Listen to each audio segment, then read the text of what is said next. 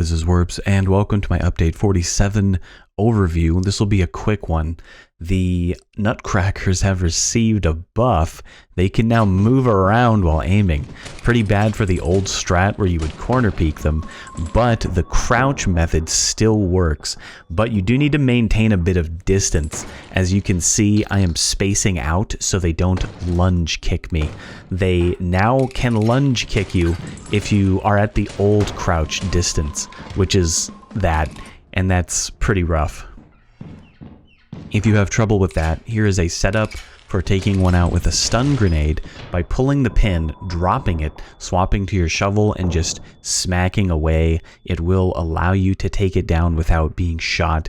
This is a new way to kill the Bracken I've developed. With the new shovel buff, you're a little bit faster because it's only 8 pounds. And this will, combined with the shovel buff for range, and he's done a little bit to it, it feels a little bit better. So now you can just smack a Bracken and actually strafe it, have it orbit you while sprinting, and you can take it down. He's also reworked thumpers significantly.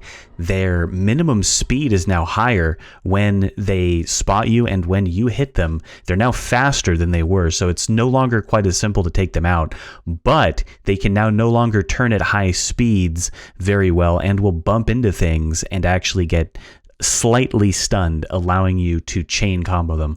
Something important about this change is it does allow you to get away from them on foot significantly easier if you don't intend to fight them, because they will bump into things, they'll lose track of you, and you'll actually get away without just being doomed. Their speed will no longer bug out and ramp to insane levels. It will be limited. Overall, a great change. He's fixed the landmine bugs. They were exploding instantly for some reason. Now they work like normal and you can step on them and actually have people disable them. Spiders will now speed up when they are at 2 and 1 hit remaining. So keep that in mind. It's not that fast, but it might take you by surprise if you're not expecting it. Here's another one, clearly showing for longer the speed increases. It's pretty minor.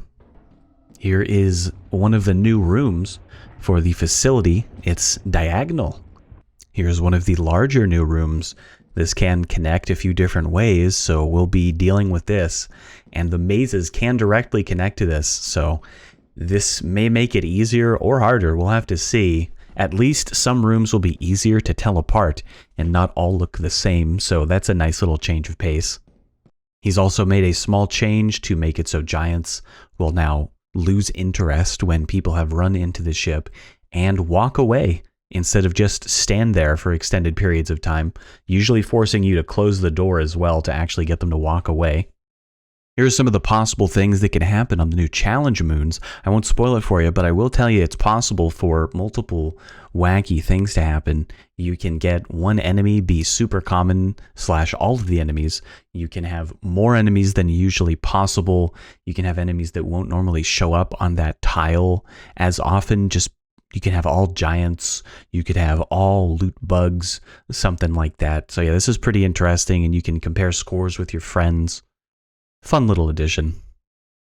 Jesters also take longer to start cranking. Their follow phase is significantly increased at about double of the minimum of what it could be before. The average time is about 50% longer, so you have more time to get away from the Jester and more time to loot before you leave if you want to do that. Thanks for watching. Check the description for links to my other guides and my stream, and leave a comment. Appreciate you.